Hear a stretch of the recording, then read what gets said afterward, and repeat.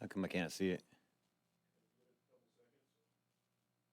Oh, that's right. It's got the delay.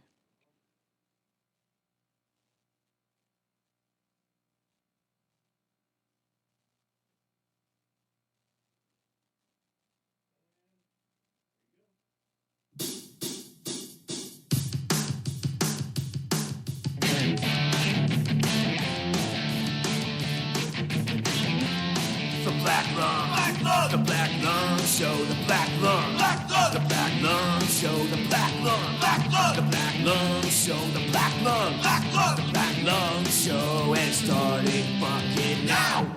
That's right. You're listening to the Black Lung Show on the world famous chaotic radio. .us, not .com yet. How's that going, by the way, B? We getting any closer to getting that back? Oh, you got to turn your mic on. Yeah, by the end of this week. All right, cool. That's good. That's some good news. So anyway, hey, people, I am back. I've been away for a little while. Missed you all. I missed the home of rock and roll. The Black Lung Show is now creeping 1 month closer. I like this new mic. To our 4-year anniversary. I can't believe I've been doing this show for 4 years now. And you've been doing a great job ever since. Thank you, B. Thank you. So for everybody tuning in, my guest today is Sam from the band Fang. Really, really excited to have Sam in here. He's not in studio yet. I think he thought the studio was in Anaheim. I know Fang's got a show coming up there with the Smut Peddlers coming up pretty soon. And we're going to be talking about that. So he thought the studio was in Anaheim. So he's going to be running a little bit late. He should be here by like 4:20 or 4:30. We'll see what happens. But anyway, we'll just keep you guys entertained for a minute. B, this is the first time you've been in studio with me in, almost a month now. How have you been? I'm tired. What's going on, man? Well, we got some good news. What's that? We got press passes to the Punk Rock Bowling. No shit. Yeah. All right. That's cool, man. Well, I got to see if I can go. Yeah, let me know. We got to make sure to get the people ready for this next weekend. Yeah. Have you been to Punk Rock Bowling before? No, not yet. I haven't been to Punk Rock Bowling since, like, I think year 3. I don't even know what year it's at right now. Do you have any idea? I'll find out for you. All right, cool. Well, anyway, as we wait, and B, I'm always bad with this technology shit. Plus refresh. Let's try that. There we go. Refresh. And one person's watching. Appreciate that. Click on myself. 2 on YouTube, 2 on Facebook. All right. We're getting started. So thanks for tuning in again. Like I said, there's my handsome face. I use that term loosely. If you guys had a chance earlier to check out Dutchy's show, he was doing another episode where he was paying tribute to the late Joe Strummer. That was 5 people on the app. All right. Hey, there we go. The app's working. What are you talking about? The app's always working. Oh, I didn't know that. Like I said, it's been a minute since I've been here. So as we're waiting for my esteemed guest to arrive here in studio, Sam McBride from the band Fang, I figured, instead of boring you with some more talk, we'll play some music. So before we do that, B, what else has been going on with you, man? I know you're always going around the world, going to different festivals. Where have you been lately? I was actually in Vegas this past weekend for EDC for the Festival Attic show. How was that? Oh, I'm tired. Yeah? I'm just damn tired. It was fun. Got there at 6, left at 5 in the morning, and came home. All right. It was one of those dust to dawn things, and they just kept going all night long. Good times. So you got your own show too. I've caught a couple of episodes where you guys are talking about festivals, and it's just all basically electronic music. Or besides Punk Rock Bowling, do you guys do any other festivals besides the electronic stuff? Well, we focus mainly on electronic music, but we have a lot of other festivals we love to go to. One of our favorite ones was a country festival from the people that we had. Country festival had free food and free drinks, so we're all about it. All right, I hear you. All right, so recently, like I said, it's been a little while since I've been on air with you guys. I'm going to talk about some personal stuff, I guess. I've been having some personal issues in my own personal life. I keep saying personal a lot. Like I said, it's been a minute. We'll get into that. So what did we miss? We missed Record Store Day. I didn't do a show because of Record Store Day. One of my favorite things is collecting vinyl. And so One of my favorite bands just came out with a new album. Let's hold this up. The new Channel 3 is out now on Hostage Records. So this is Channel 3's album, The Bellwether. We'll hold this up for YouTube. Check it out. I love holding vinyl. I'm so glad this is making a comeback. I love holding a big giant album, and you can just be proud of that. Look at it. I love, I hate it when these things kind of went out. Here you go, YouTube. The Bellwether album, Hostage Records. This I picked up at Doctor Strange Records, and I haven't had a chance to listen to it yet. Thanks, B. And you can see it's the colored vinyl. So, let's see, which was side A? Side A, this is the colored vinyl from Hostage Records. We're going to put this on the record player right here for you guys so we can all listen to the brand new album from Channel 3. I'm actually going to get a chance to play with them coming up. We're doing a show at the Redwood for the CD release party for the Hellflowers who were here on the show. If you guys didn't get a chance to check out that show, that was really cool. Hellflowers are on Die Laughing Records. Big shout out to Die Laughing Records. Might as well start with that. Here at Chaotic Radio, Dutchie and myself, the punk DJs, have been teaming up with Die Laughing Records, and it's been great. It's been really, really cool. For me personally, as a musician, it's really, really cool not only to meet so many cool people in the industry, so many cool bands, but people that are trying to keep the scene alive, do the right thing, and put out really good bands. And I'm excited. I've only got to play one time with Channel 3, so this is going to be the second time. Again, if you've listened to the show over the last few years, and Channel 3, we're in studio here. I don't think we did that was before we had the YouTube thing. I'll try to find a link for you guys if you guys want to check out that show. We'll find a replay of it. But anyway, let's talk more rock. So here we go. B, you ready? Here's Channel 3. Show me what you got. Everything you're working for. What it takes to be a heart, take another shot. Crossing for the world to see. In the right humanity, who owns the paper on the soul? Where is the key to what you own? Got what you want, but not what you need. You got what you want, but not what you need. In the conversation, you interrupt yourself. Ain't my son sitting in the story that they tell. What the phone and hungry if you never get your fill? What the phone and hungry everything you want to kill? Who holds the paper on your soul? Where is the key to what you own? It's not what you want, but not what you need. You got what you want, but not what you need.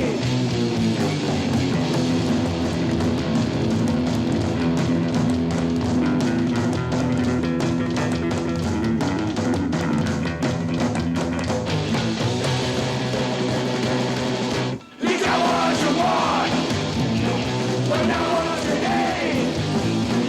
You got what you want, but not what you need.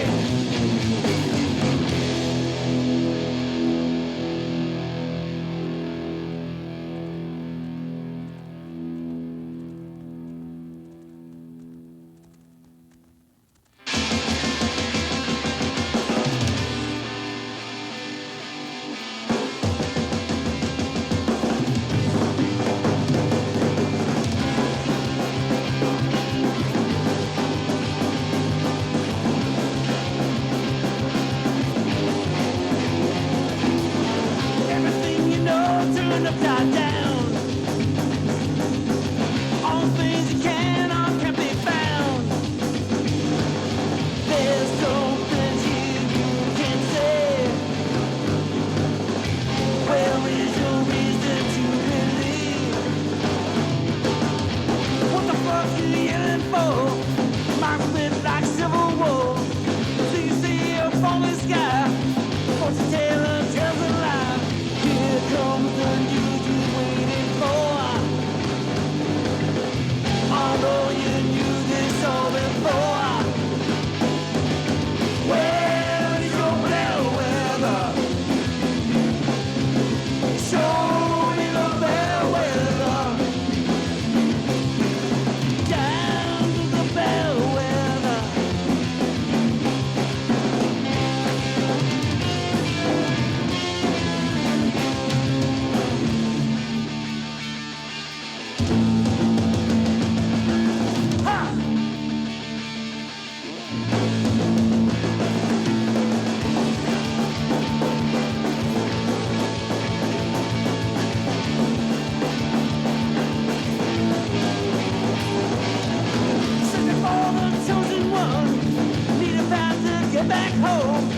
Shook the sky for any sign. Direction hand on guard on blind. Here's something that you can say. Where is your reason to believe? Where is your bell weather? Show me the bell weather. Down to the bell weather.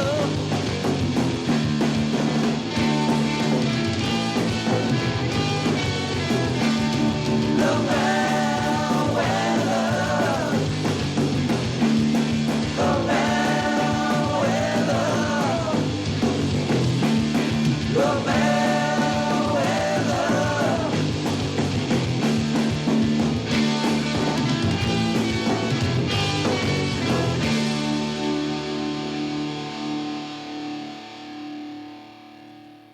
All right. You're listening live to the Black Lung Show on chaoticradio.us. For now, we will be getting the chaoticradio.com thing back, which has been a long time coming. Those are the first two tracks. That was What You Need, followed by The Bellwether from the album The Bellwether from Channel 3. Available now from Hostage Records. Available at Dr. Strange Records. You can go to drstrangerecords.com or just Google that shit. I figure, you know, it's funny when you always tell people, like, go to this website or whatever. You can just Google the shit out of everything now. You know what I mean? Just type in Siri. Where do I pick up Channel 3? Anyway, so Channel 3, the Bellwether album out now. That's the first time I got to spin that on the show. As we wait for our esteemed guests, just lost a viewer on Facebook. Oh, no, we're back. We're up to 5. How you guys doing on Facebook? Oh, back to 4. I should probably not watch that. I'm trying to keep up. Hey, Greg's watching. Greg Dixon is watching. Greg, I know you guys just did a show with Death by Stereo. Hope that went well over in San Diego. Greg Dixon's got his show here. Is it still on Saturdays, B? Oh, Fridays now, right? He keeps moving it around. All right, there's another Google thing. Google the Greg Dixon Show, and you'll figure it out because he moves around. So we're waiting for our guest, Sam McBride from the band Fang. We're going to be playing some of their music. As we were talking earlier, Fang is now on Die Laughing Records. We got a bunch of the guys from Die Laughing checking out the show right now. Dave, we want to give you a big shout out. Thanks, brother, for doing everything that you do for punk rock. Everybody check out dielaughingrecords.com. It's pretty simple to go find that, right? You can Google that shit too if you want to. Die Laughing if you can't remember the .com part. Anyway, Dave, I got a special surprise for you too. We've been working really hard here. And when I say we, I mean B. B's been working really hard on getting this station up and running since we moved studios from Rancho Cucamonga over here to Montclair in beautiful Southern California. Not so beautiful today. It's raining again. I heard there's some big storms coming in, so hopefully Sam's going to be all right driving on these fucked up freeways that we got here in California. But finally, people, if you want to call in, the phone lines are finally working. But wait, we're not going to open them up yet until Sam's in here, do an introduction, maybe play a little bit of Fang's music. And then this way, if you guys want to talk to him or myself or B, our call-in number is area code 909-323-2626. Here, I'll hold this shit up for you. See, look, it's even written down for you guys. You can take a picture of that with your phone or whatever. Hey, love you too, Greg. Oh, he's telling me he's been on Saturday 10 a.m. for over 3 years now. I know, Greg. You move that shit around a lot. But anyway, Greg Dixon's a great friend of mine, great radio host, great front man. He's from the band Toxic Energy. Like I said, they were just playing with Death by Stereo over in San Diego. Die Laughing Records has got a lot of great bands. Seems like that's what we've been doing here a lot lately. We've been partnering up with Die Laughing Records, which is cool as shit. They have Union 13, who I have actually a CD right here, from Die Laughing Records. This one's 10 Years of Silence. Yeah, all this up to you. Make sure you guys check this out. They've got the Screaming Bloody Marys, who I was listening to on my way in here. We got the CD here, too. Of course, I got Fang. We're going to play that later as soon as Sam gets here. Anyway, like I was saying about personal issues and stuff, it's a trip, man. I've been playing in bands for well over 20 years. You can probably tell by looking at the hair on the top of my head. It used to be black. Not so much anymore.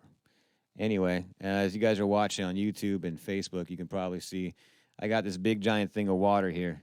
I've been on this water kick now for a little bit over a month now. I don't post shit on Facebook personally too much. I like keeping my personal stuff private, but every once in a while, maybe it'll help somebody else out. This rock and roll lifestyle ain't easy at all. And I'm sure we're going to be talking with Sam from Fang about that. He's got some stories I can only imagine. But anyway, personally, I have been drinking for a long time. And you drink a lot when you get this wasn't recently, but a couple of years ago, I got a fucking Christmas card from the dude at the liquor store. And I was like, damn, I buy a lot of beer. And if you've watched any of these YouTube videos or the Facebook Live over the last few years when I've been doing this show, you always see there's usually a lot of beer here. Mostly me. Sometimes the bands are sober. Mostly not. But for me, I decided it's time for a change in my own personal life that I'm working on. I'm not making any promises. That's one thing I've been learning. But today, B, I am 36. Count that, 36 days sober. Thank you. Thank you. I don't know if that's worth clapping about or not. It's kind of like, for me, it feels like being in a car wreck and learning how to walk again, because now I got to learn how to do everything again. I got to do the show sober. I got to play with my band sober. I got to learn how to deal with problems sober. I don't know, man. Maybe I should look into getting some therapy. What do you think, B? Probably, but you're doing pretty good so far. Well, thank you. So anyway, for anybody else going through the same shit that I'm going through, and mostly just about everybody I know in rock and roll, here's some musical therapy for you until Sam gets here. Here's one of my favorite bands, the motherfucking Infectious Grooves.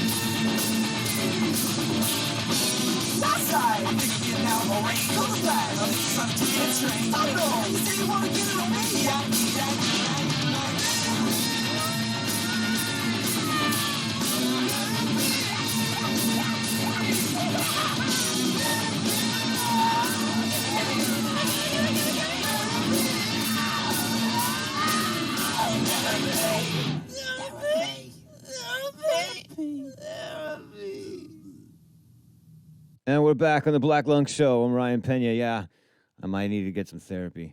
Actually, I am. I'm going to do that this week. There's no shame in that shit. 36 days sober today. This is the longest I've been sober in over 20 years. I played my first show sober. We were playing with DFL over in Pomona. And damn, man, that shit was nerve-wracking. You know, everyone's sitting there drinking and looking at me like, you know, you're on stage and I don't know, maybe you use that as an excuse in case you suck. And you're like, hey, man, I was drunk. No big deal. Now if I suck, it's just me. Kind of like this show. It's not sucking. No, I just meant, like, that's what I'm saying. Now I don't got an excuse, man. If the show sucks, it's my fault. You know, I can't use alcohol as an excuse anymore. But anyway, I feel better. I feel better being sober. It's weird. It's a weird experience. But I'll tell you what, I don't miss waking up hungover anymore. And, Amen to that. Yeah, dude. Jesus Christ, man. And I got more money, so I've just been buying more records. Even better. Yeah, exactly. So I've been buying more records, been going over to Dr. Strange Records. Die Laughing Records needs to put out some vinyl. I like the CDs and everything, man, but holding up this vinyl is cool. So speaking of vinyl, one I've been waiting to play on the show for a while, as we still wait for Sam to get in here. I'm going to show you this new album that my band came out on, which I'm extremely happy about. I'm talking about playing in a band, right? And I've been doing this for over 20 years. Sam's got me beat by a couple decades, but he'll tell you about that later. This album, very proud to hold this shit up. This is A Fistful More of Rock and Roll, Volume 1. Let's see if they can hold this up to... this shit's frozen on YouTube. That's right. I don't need to watch myself anyway. I know what's going on. Fistful More of Rock and Roll, Volume 1. There's going to be 13 of these damn things coming out. And Sal from Electric Frankenstein's the one that put this out.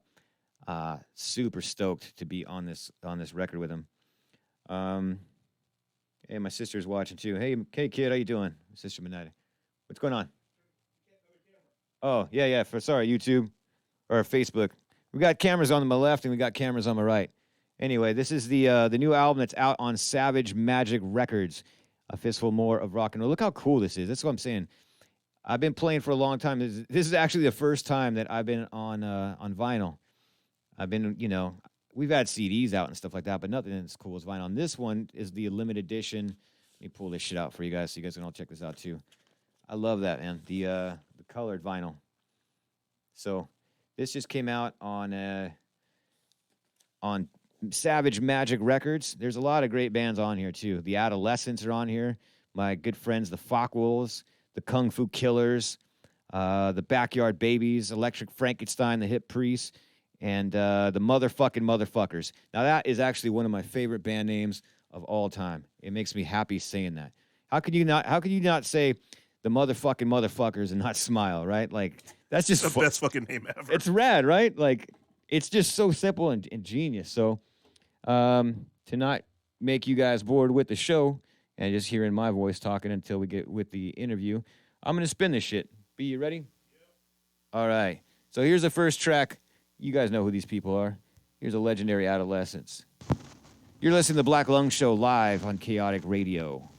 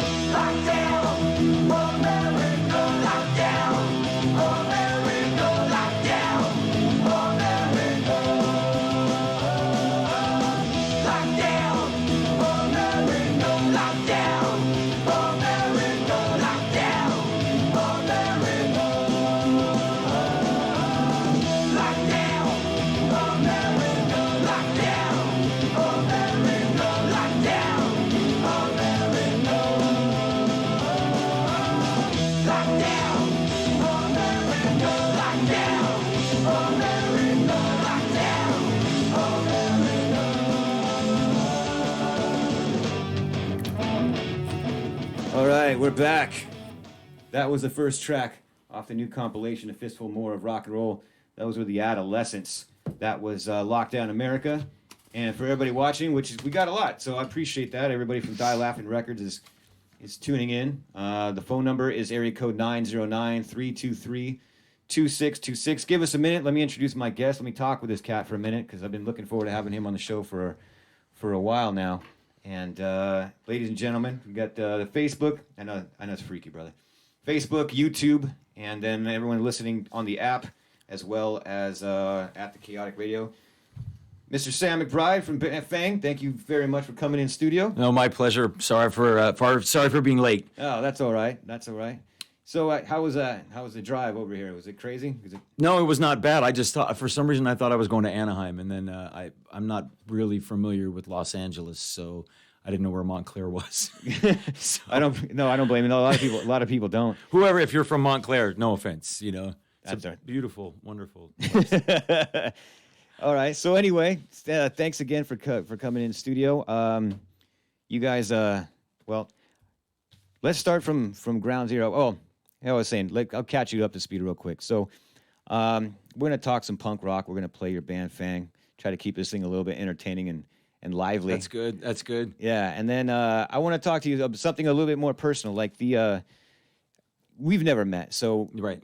The thing is that I've been playing in bands for over 20 years. Been doing this show for 4 years. I'm almost at the 4-year mark, and Nice. Thank you. I've had a lot of great bands in here. A lot of new bands coming out. Been working with Die Laughing Records recently. We've had Awesome. Jesus and the Dinosaurs in here. We had the Hellflowers in here. Nice. Your label mates for now. Yeah. Yeah. And what we were talking about before you came on, which I would like to ask you some more personal questions as opposed to just like who are your influences, all that typical, interview bullshit. Sure. So for me personally, I was just mentioning to everybody, I don't post up stuff on like Facebook. So this is my own personal therapy. Today I am 36 days sober. Nice. That's awesome. Thank you. That's awesome. That's been a long, long time. That's the most in 20 years. Like if you could even add up the days, it doesn't even add up to 30 or 36 days. Right. But In anyway. some 30-odd years probably. Yeah. So I know I've heard, through mutual friends that you've been sober for a while now. Yeah, for 11 years. 11 years. Congratulations, brother. That's fucking amazing. That's it's been a long time. Yeah. I haven't touched any really hard drugs, like meth in like 23 years, but I just drank a lot. You know what I mean? That was my drug of choice for a long time. And I figured since, it's legal and shit that I could get away with that crap. But Right. no, not whatsoever. It depends. I think that there are a lot of people who drink without bad consequences. Mm-hmm. I think 90% of the population can go through life, get fucked up. They, some people even do cocaine on the weekends, but then there's another part of the population like myself and many other people who, we do drugs or we drink and, horrible consequences happen. Yeah.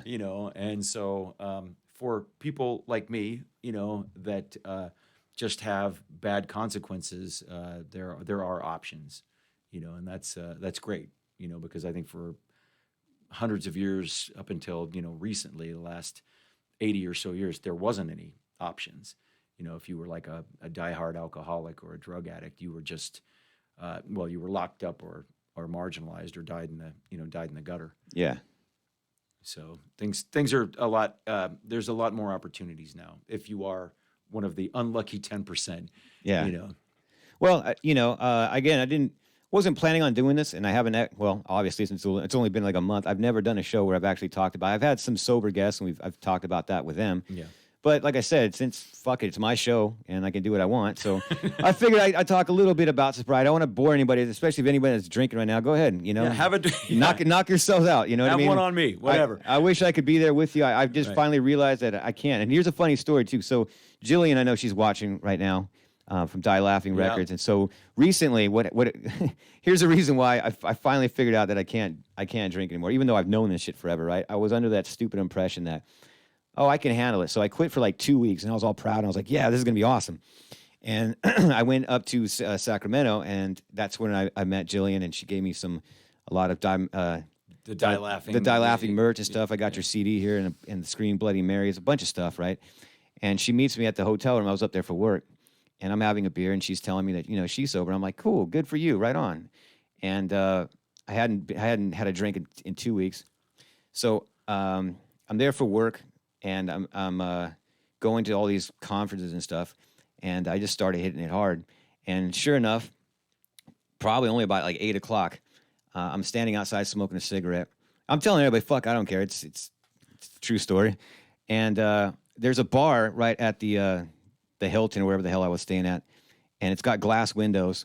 And I was drinking heavily, and for some reason, as I was walking back to dinner with my coworkers, I tripped over absolutely fucking nothing, and I face planted into the window and slid down right in front of people while they were watching. And the waitresses came out and they were just like, "Are you all right?" I'm like, "Yeah, I do this shit all the time." And then I went back and had dinner, and it's like 10 o'clock. Everyone's going out to clubs, and I was like, you know what? I might need to start rethinking this shit. So that's where it started. The last time I saw Jillian, and after that, so just over a month now. So I'm stoked on that, and I'm stoked to have you here in the studio. We'll talk about sobriety a little bit later, but let's talk about Fang, because that's why I want to have you in here. I'm stoked. You guys have been around since, what, 1980? Yeah, I mean, really, Fang started in Connecticut with two guys, Tom Flynn and another guy, Brian, in like 78. I think they put out a 7-inch in Connecticut, and then Tom moved to California and Brian moved to Texas. And Brian did some bands in Texas, but Tom moved to California, restarted Fang up in Berkeley, and initially he was singing. He got in Chris Wilson playing bass. He went through a couple different drummers, but the second drummer was he had a drummer, Chris Ritter, that was playing for a while, and then he was looking for a new drummer, and he got in Joel. Joel Fox was played in a band called Subsidized Mess, and those guys went on after Subsidized Mess broke up and started Crucifix, and Crucifix are a pretty well-known East Bay punk rock band. And so when Subsidized Mess broke up, Tom asked him to come play in Fang, and Joel was my road dog, so I went with Joel for his tryout, and Joel started playing drums for Fang, and I told Tom that he needed a singer, that he needed a front man. And Tom's like, well, yeah, I've thought a lot about that. He goes, do you know anybody? And I'm like, oh, yeah, me.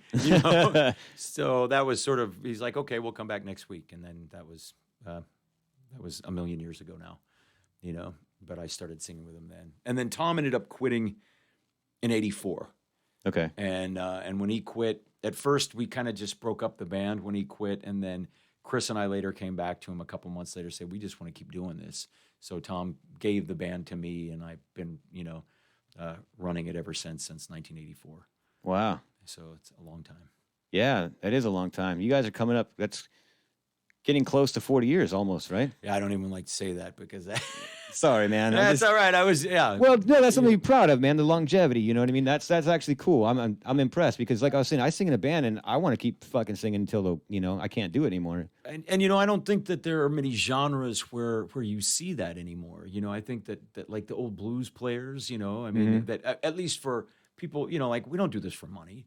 There's like, Fang doesn't make money. Right. We do this because we love to do it, and so and most of the punk rock bands, some of the bands, there are a handful that actually like got famous and, and make a living, but the rest of us just, keep plugging along and doing it because it's in our hearts, it's in our bloods, we love doing it. And it's one of the only genres of music where you still see that, where you'll still see a band that didn't really make any money, but are still playing 40 years later. The only people that I know that really, where you ever see that, in any genres, like the old blues players where, of course, they didn't make any money because they got fucked over for the most part. But, they were still out there doing it just because it's in their blood and they love it, and they don't care if they're playing to 10 people or 10,000. They do it because it's in their blood and they've got to do it, Right. And that's punk rock to me. Hell yeah. I'm glad to hear that. So when you first started singing, do you play instruments? Do you play guitar or do you just... No. I've written, I can write a little bit of music and then sit down with a real guitar player and say, okay, and then, it kind of goes like this and then they can really play it. And I'll say, but I've been doing this a long time now. So, I definitely am very involved in the writing process when we write together, and usually I'll work with a guitar player, or a lot of the times it's the whole band. Somebody, one of the guitar players will come in with a riff and we'll build on it as a band. It's like, that's cool. Okay, maybe speed it up a little bit. All right, we'll pull that note out of it. What does that sound like? And it'll be a collaboration. That's how we write. That's awesome. And let me shake your hand, brother, because I have been waiting for you to say that on this show for 4 years. Because for me, like I said, I've been singing in bands too for a little while, and I don't play an instrument. Everyone always asks me to, do you play guitar? I'm like, nope, I don't. The way I got started was I saw my friends play, and I was like, fuck it, I want to play in a band, but I don't want to take the time to learn an instrument. So I got a beer, and I was like, fuck, I'll get on stage and started singing. So. Right. 20 years later, like I kind of feel it's the same thing. Like I can come into band practice and guitar player's got a lick, and he's just like, hey, here's a riff, right? And then I don't know about you, but sometimes I tend to like writing from the chorus out. I'm really inspired by like the Ramones. You know what I mean? I like the hook and then get the chorus line in there, and then the verses come along later. Is that one of the ways that you write? It's sort of it really varies. Sometimes I'll have a vocal melody, which Right. would be more often the chorus, and then we'll build off that. But I mean, we've written the last, a lot of the records that I've done have been sort of written that way. So I try and be open, and sometimes we'll have 2 songs and, we'll end up like scrapping them all down and making 1 song out of 2, and so it's I just try and keep things as loose, when it comes to writing, where, but I know that like the last record, although it took us, it's 8 songs, and it took us 2 years to write 8 songs, and Rise Up, and which I've never had it take that long to write a record, but I will say, at least for me, in my experience, usually we'll put out a record, and there'll be, say there's, like 15 songs. There'll be 2 songs I love, 2 songs I hate, and then there's sort of like the rest of the songs which are okay. Now, my experience has also been the 2 songs I love aren't necessarily the songs that other people like. Yeah. But I will say that it took us 2 years to write, the songs on Rise Up, but I really love all the songs on that particular record, and I can't say that about any of the other records I've ever done. That's good to hear. I love that. A lot of times when I have the bands in here in studio, when I'm playing their music, I always trip out because I like watching their reactions. And some people, you can see them, they're closing their eyes and listening to their own music. How often do you, when you put this album out, do you listen to your own band at all? I mean, how much do you listen to your own stuff? I usually not a lot. No? I mean, I'll take breaks. Especially after you write a record and you record it. I mean, you've listened to those songs and worked on those songs so much that usually after a record comes out, I'll put it away for a while, for months, if possible, which is usually not that hard, and then months later, I'll listen to it, fresh again. And that's when usually you go, where you'll come across a song that you go, oh God, wow, I could have not put that song on that record, Yeah. But that was why I said, when I listened to this record, I'm like, no, actually, I like all these songs. And I write music that I want to hear. Like I try and write music that I would like to hear, because I don't know how else you write music, that Rise Up has a lot of East Coast hardcore influence. And the last couple of years, I've been listening to or especially like prior to writing that record, I've been listening to a lot of East Coast hardcore. So there are a lot of influences, in that record from the stuff that I was listening to, because that's what I like listening to at the time, I was listening to the record on the way in here just to ask you questions about that, and I actually noticed that. I was going to mention it, but you already did. So we're going to play this record for you, which is called Rise Up. Hey, B, the Facebook thing I think just went down. Oh, okay. Let's see. There we go. We're back up there. Sorry, everybody that got kicked off the Facebook thing. My guest is Sam McBride from Fang. He's live here in studio. We've got the new album, Rise Up, from Fang. Why don't we just fucking play this right now? This way everyone can get into, and then we'll get back into the questions because I'm gonna kind of all over the place. And because it's all about the music anyway. That's right. That's right. So let's put the CD in here, and I have a surprise for you guys too. Not only are you guys were listening to the show earlier, I'm a big sucker for the vinyl, so I do have Fang on vinyl, and we're gonna spin that here live on the show. Okay, Has anyone done that for you in a while? And it's been a while. It's actually been a while since I've been on the radio. Period. So, so I appreciate you. This means war. They take on a right. This means war. Now it's time to fight. This means war. It's a unified. Make them pay. This means war. It's hell on our back. This means war. It's a band attack. This means war. Reduce all the chains in your mind today. The system's a lie. Let's shut it down. This means war. Stop your assault.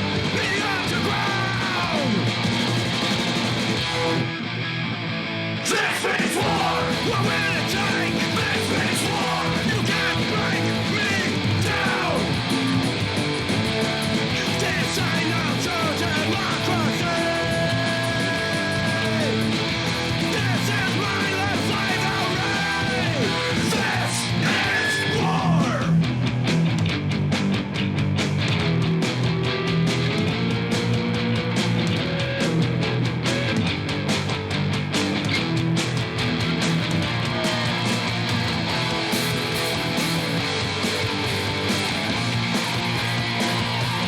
This means war. They take on our rights.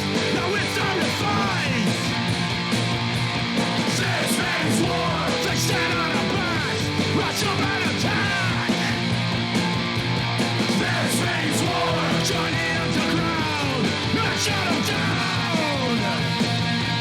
This means war. War. War. War. War! War! War! War! War! War! War!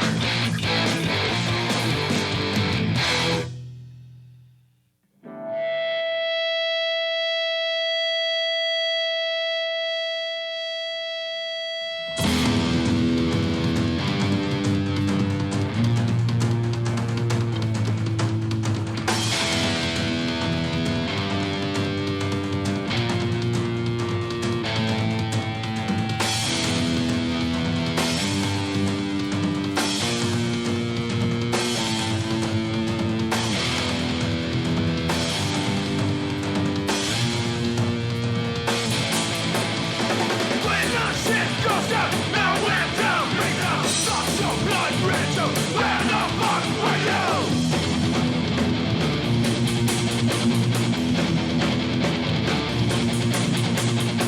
Let's get back on coming time. You smacked up where it lies. They don't bar. Now it's time to die. Locked up in a cage. Your picture just rage. Now you're gonna pay. When the shit goes down, nowhere to bring them. Lost your blood, Rachel. Where the fuck were you? Sirens made up to the leg. You're alone, now take a hit. You let it go when we're in the shit. No place to run and hide. Suggested suicide. Now you're gonna die. When the shit goes down, nowhere to bring them. Lost your blood, Rachel. Where the fuck were you? When the shit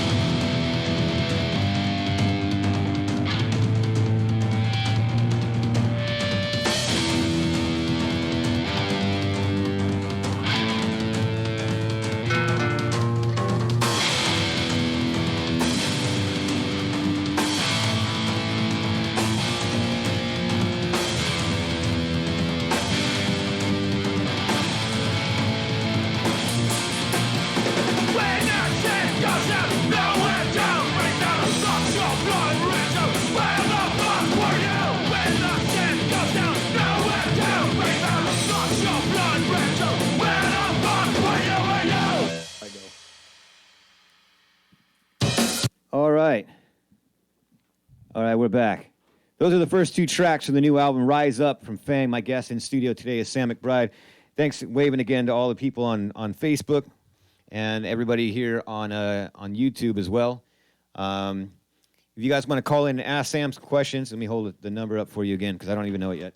It's area code 909-323-2626. There it is for everybody. There you go, Facebook and for YouTube. Those are the first two tracks. That was This Means War and Where the Fuck Were You off the new album, Rise Up from Fang. We're going to kind of go backwards in time, but this is the brand new album out on Die Laughing Records, available now. You can go to dielaughingrecords.com. And since it's a singer to a singer, Okay. why don't you tell me about I want to know about what you're writing about now, as opposed to like what you were writing about when the band first started. Like what influences you to write now? Is it political? Is it just stuff that you see, just shit you want to talk about? I mean, what means war? Where the fuck were you? Which is the song we just played. That's a song that is about a homeboy that when the shit kicks off, suddenly they're gone. And so it's I'm sure everybody has one of those guys, and or even the guy that starts some stuff and then all of a sudden everything like really goes south, and they're just like ghosts. You're like, okay, well, where the fuck were you? Yeah, all right. And so This Means War. Fang's never been known as a political band, however, given the state of politics, things now are, in my opinion, far worse than they were when Reagan was the president. And so I think this is a far more political record than we've ever done before. I think that Oh, wow, that's a new sound. We haven't had the phone in here in a minute. You want to answer that, B, or was that me? You got that? Oh, we're good? All right. Hey, you're listening to the Black Lung. Well, shit, you're on live with the Black Lung Show with Ryan Pena, Sam McBride from Fang. Who's this? This is Dave Dalton. Dave. Dave, what are you doing, Dave? Well, I'm just got back in from doing some radio stuff from Vegas, and doing some record business on distributors and stuff. I'm always fucking working, and I love it. Yes, you are. You are definitely always working, and from a band standpoint, we love it too. And then just let everybody know we're getting the test pressings back for the vinyl for Sam and Fang, and we got some other vinyl coming out. We're starting to do vinyl. Right, Rise Up will be out on vinyl hopefully by July, right, Dave? Yes. And Cool. matter of fact, I'm pushing it for July 1st, so Sam can get his vinyl, because he's going to go on tour, of course, with the Dead Boys. They're going to be supporting. And I got some more vinyl for you, too, Sam. I got 25 7-inch vinyl from Pig Records. Oh, the four-way I'm split. in my office. I'm looking at them. I have to come by and pick those up. Yeah. And everything. So listen, man, go do your thing. I'm proud of you, Sam, Fang, and I'm proud of you. Thank you, Ryan. Thank you. Oh, you're welcome, brother. Thank you, Dave. Thank you. Okay, buddy. See you soon. Thank you. All right. Bye-bye. I will say that we've been on Die Laughing now that Die Laughing put out Rise Up, and indie labels are it's a hard, thankless business. Sure. And I've watched a lot of them go under, and I will say that Die Laughing, that they and Dave and the whole crew, Jillian and Rob, they are relentless, and really promoting the bands and helping them get out there, and that's something that you just don't see that much in small, because it's a labor of love and it's a thankless job. Absolutely. Yeah. I say that all the time on the show, but I guess I got to keep saying it because there's new listeners, 'cause sometimes I feel like a broken record repeating the same stuff. It's like, when I was growing up, there was just so many labels and so many good labels like SST, Dr. Dream, Dr. Strange, Epitaph, Hellcat, Mystic Records. Yeah. I mean, all of these labels, and it was a labor of love. Especially now that I've had a chance to meet some of these people from the labels. It's like they weren't making any money at all whatsoever, and they still aren't. It's more of a, like you were talking earlier. We don't make any fucking money doing this. I don't make any money playing a band. I don't make any money doing this radio show. No. But I love talking about rock and roll and stuff. And speaking of which, so I'm trying to. If you guys are watching too, I'm really fucking trying hard. I haven't had to do this ever. This whole technology shit is killing me. So the comments on YouTube, I can see them, people. Trust me. All right, Chelsea Rose. We love playing shows with Fang. Hi, Sam. Chelsea from Bite. Hi, Chelsea. All right, there you go. And hey, if you guys are in bands and you're listening to this show, and maybe this is your first time, when you guys are on tour and you want to come in the studio, my house is your house, brother. Or brothers and sisters. You guys can come in here. What up, Sammy? Cheers from Born Sick. That's Nathan Gilman. Nice. Another Die Laughing Records band. Yeah, they're one of the newest additions, and a great bunch of kids from the Pacific Northwest. So we look forward to doing more shows with them and hanging out with them. Good kids. That's awesome. So, repping, it's like family, right? Wouldn't you describe that the record label? Sure. Yeah, you get and you end up playing a bunch of shows and hopefully promoting each other and working with each other, and that's great. And as long as nobody gets too crazy, no, but it's all good. And like I said, Dave has done. He's just watching the work that he's put in, the bands he has pulled together. Where he's put a really great roster together of bands that nobody's got egos or attitudes. Everybody's like, we're all in this together. We're trying to, just like work together to help everybody out. Yeah. And that to me has not been necessarily my experience. We were on Malt Soda before, and that was a great label too. It was just, it was really hard because you don't make any money as a label. And I think Scooter, he went over and above any label, and I love that guy. And I think they're finally starting to put out some stuff, but he got I think just too busy, and stopped putting out stuff for a number of years. I think that Malt Soda just starting to put out stuff again. Which is great, because he put out a number of releases for us. That's cool. So speaking of record labels, I got a good story for you guys. So as I was getting ready for this show, I was over at my favorite record store, Dr. Strange Records, which was literally down the street. Have you been to Dr. Strange? Maybe a long time ago. I don't know if probably they've been around for a long time, right? 88. Yeah. So I'm sure I've been there, but it's probably been a long time. All right. So anyway, if you guys want to pick up some vinyl or CDs, they've got that shit too. Go to drstrangerecords.com. Bill, good friend of mine, he has been a supporter of the show. He's given me records. So I got something to show you. So I was there yesterday, and I've got teenage kids. So I took my girls with me, and we walk in the record store, and Bill's like, "Hey Ryan, what's going on?" And I'm like, "Hey, brother, I got Sam coming in from Fang. I need some Fang so I can spin her on the show." Because all I had was I have one. And I'll show you that one later. He's like, "We got one record, and it just came in." Look at that. The old Land Shark record. Yeah, is this... I don't know. It might be the reissue because we reissued it maybe 5 years ago, I think. 6 years ago. But Boner Records, the people, Tom Flynn, the guy who put it out the first time around, he reissued it finally, and so it's still kicking around. That's a really old record. Right, I thought I would bring this out because we played the new stuff, but I wanted to play some of the old stuff for you and also spin some vinyl. And so as I'm talking about Dr. Strange Records, so I pick up the record, and my kids are there in there. If you ever go to the record store too, it's really cool. They got a big black cat named Jinx, and he's just always in there. And so he actually gave my kids a couple of free shirts and me. So I'm repping Dr. Strange. Dr. Strange Records. That's right. They got my girls got a Dr. Jinx records. So you put the cat on there. He's a real cool cat. I mean, if you guys are not in the Southern California area, I mean, he even interviews or has guest signings for all the punk. I mean, he does it because he loves it. Just last month he had HR from Bad Brains in there. Oh, nice. Signing autographs. So he's really, really cool. If you want to get the stuff from Fang, you can order it from Die Laughing Records. But if you want to get some of the older stuff, Dr. Strange will be one of the people to help you out. So I want to see your reaction to this. You see your old lineup, right? And you can see a young version of you. a What- very young version of me. So my question to you is like, I wanted to see your reaction.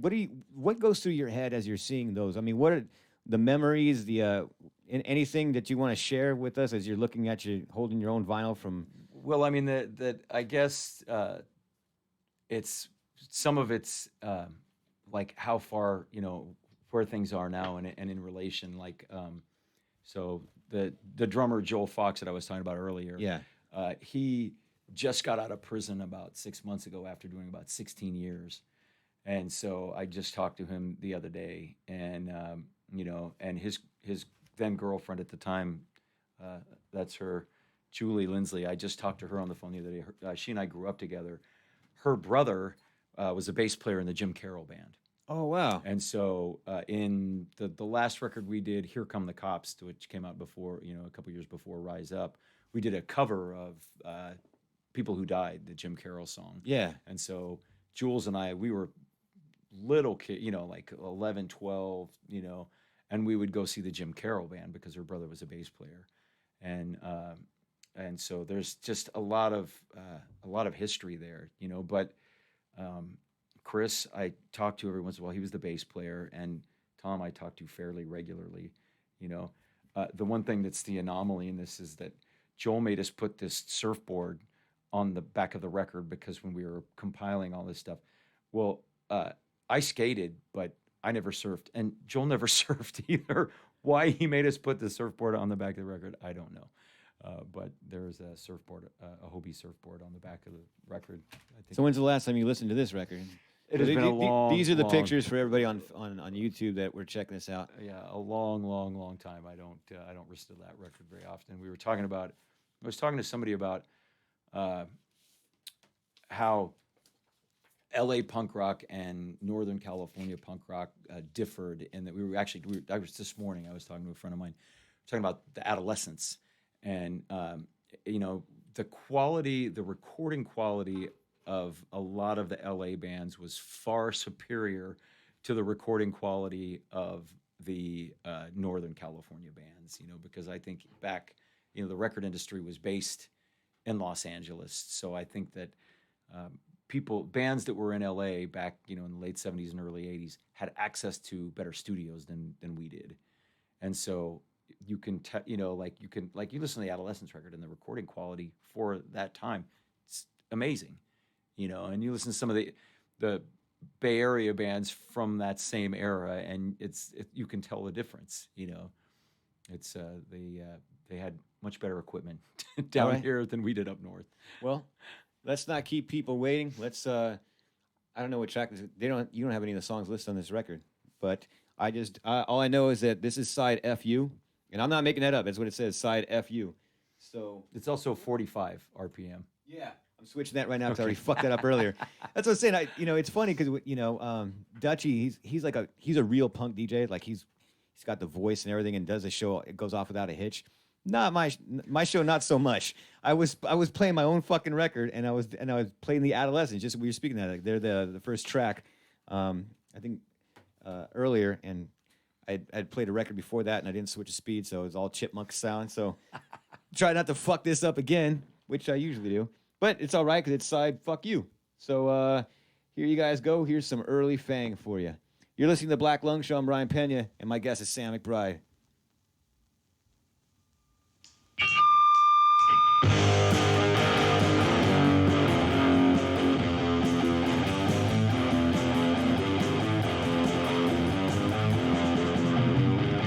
I'm going to Hollywood. They'll say that I'm so good. I won't care how I feel. And I'll get the fuck broke shield. And I'll just sit and grin. The money will roll right in.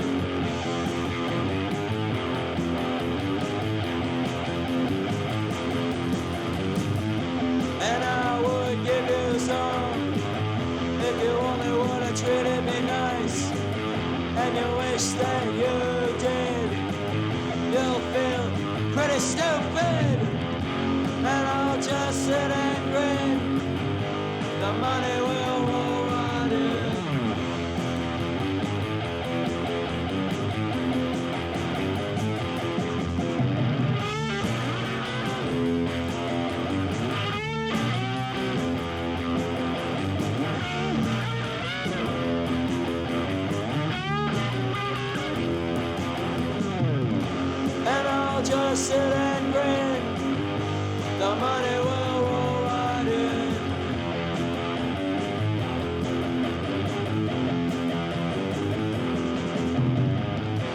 It's fun to be a star.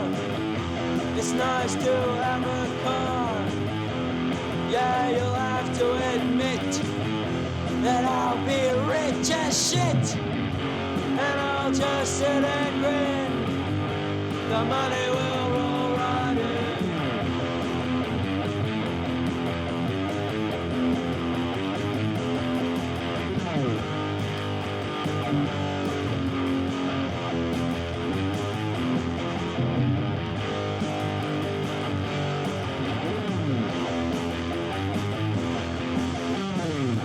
The money will roll right in.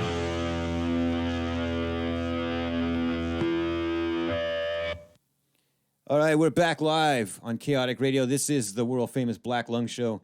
And I can actually say that with a little bit of honesty because I know there's like 3 people listening in New York. Hey, Victoria, what's going on? I know you're. Hey, Bob from the Grims is watching right now. Nice. How you doing, Bob? Had him on the show. That makes me feel good. Like I said, you know, I try not to name drop, but I get excited, man. I don't give a shit, you know. Grimm are a great band. Yeah, the Grims, and they're still playing. Yeah. So shout out to everybody, if everyone that's watching the shows. Again, I'm trying to answer questions on Facebook and on YouTube and shit, and I don't want to take away from like looking at you in the face, you know. But fuck, this shit's crazy. That was the money will roll right in. That never really happened, did it? No. Nope. All right, just checking. Just No. checking. No. First track from Land Shark, which I picked up at Doctor Strange Records. Thanks, Bill. Glad I got this. It was the only copy too, so I got lucky when I got there. Everything else was fucking sold out.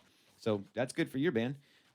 Fang, also known as the Cadillac of punk rock. It says so right here in the vinyl.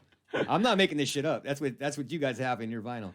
I'm not gonna argue that. The Cadillac of punk rock. Who came up with that? I think probably that was our roadie and our road manager from like the early '80s. He was a huge fan of Cadillacs, so you know he's like, "Oh, you guys are the Cadillac of punk rock." Nice. So yeah. All right. So we're getting we were getting questions on YouTube, and I appreciate that. Thanks. And like I said, I'm trying to pay attention to this stuff too.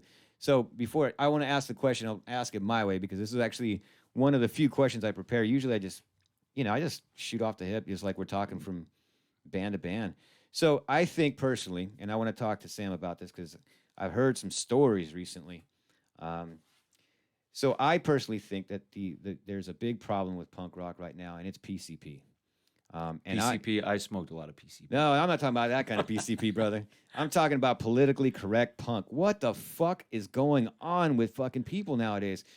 Before I get to you guys, I mean, what was that shit with the Dickies? You know, getting kicked off the did you hear about that on the Vans Warped Tour? Yeah, I did hear about that. Yeah, people getting offended. Like, Jesus Christ, do you not know what kind of music you're listening to? You know, that's I think Nathan was asking that question. The safe space culture, it's freaking me out. I'll be honest with you. You know, it's like watching a horror movie and then getting offended because someone gets their fucking head chopped off. Like, you know what the fuck you were watching? You know, right? So my question to you is, and that was his question as well too. The social landscape, not besides politics, which is fucking crazier than all hell. Now the fucking people are getting their feelings hurt in punk rock. Right. So I think that it's important for us to listen to the young people. Like, I'm 54 years old, you know, and I understand that, you know, especially a lot of the older crowd gets you know, offended by going, well, like you said, this is punk rock, you know. But I look back on, you know, who were we offending when we were 15 years old? We were offending when we were 18 years old. And I think that it's important to listen and to recognize, you know, that punk rock's always been about marginalized culture, you know, and people that feel marginalized. And so I think the danger is if we don't want to do the same thing. In other words, you know, if you say, well, these people are politically correct, and so I'm going to not pay attention to anything they say, then I think we're missing the point.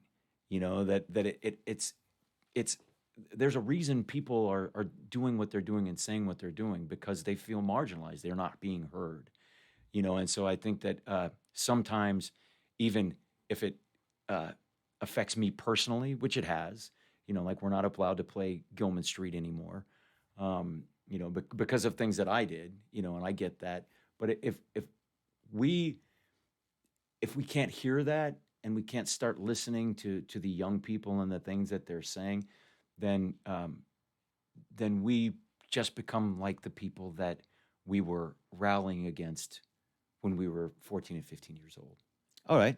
That's a great answer. I wasn't expecting that. That was well thought out and no. For catching me on the fly. Yeah, no, it was great, because I mean, you could have just done the typical thing. Yeah, fuck everybody, that's sometimes I'll go that route. But no, you bring up an interesting point. But what about also the fact too that like lyrics or things that were socially acceptable like in the 1980s that are just not acceptable anymore, and people are the problem is that I think that the kids are not letting you as a person grow and be like, hey, that was an old me, that's not me. Things are different now. Obviously you're not saying the same thing anymore. Like, I mean, shit, there's I can think of a song that I was thinking about as I was driving in here by Anthrax.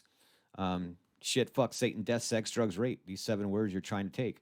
They were saying that back then, and it's like, I mean, not only just lyrics, but things were just different back then. In the 1980s, you could say fag and no one even cared. Now you can't say shit anymore. Right. I mean, I think that's it is. And no offense, people. No offense on the fag thing. I'm just stating something. It's important that where you have. I think where there can be the rub is this. There's the Avengers. Iconic San Francisco band. Yes. Had a song that used an epithet in it to strike a point. Now, I don't know if they play that song anymore, because a lot of people, because of the lyrics, would be offended, even though the whole point of the song is to push the boundaries, and certainly it was not. It was made to offend people, but it wasn't. It was made to offend the 1%. It was made to offend the status quo. Yeah. And I think that there are a lot of situations where, if just by the same token, we need to listen to the youth, to the young people, because what they're saying, is important, and for the most part, they're the ones that are on the front line. I think it's also important for the young people to look back and understand the dynamics of how things were going on and the reasons people maybe were using a language like, say, Lenny Bruce, for instance. Lenny Bruce used super offensive language that now he would not, for different reasons. He was going to jail and he was getting locked up because he was saying things that were super offensive. And he was down. He's like, no, this is what I'm fucking doing. Fuck you. Things are wrong. Things need to change. Well, if you can't look at that and go, that dude was he was like a hero, and maybe the things he said now taken out of context would be offensive to a different kind of demographic. You need to understand the history and go, no, what he was doing was groundbreaking. It wasn't meant to offend you and me. It was for you and me.